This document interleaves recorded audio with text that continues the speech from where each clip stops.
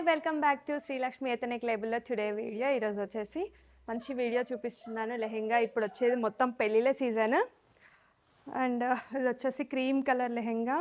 ఎన్ని రోజులు పోస్ట్ చేయలేదు, నా హెల్త్ బాగాలేకుండే ఇప్పుడు మళ్ళీ పోస్ట్ చేస్తున్నాను, ఏమనుకోవద్దు. ఇది వచ్చేసి క్రీమ్ కలర్ లెహెంగా.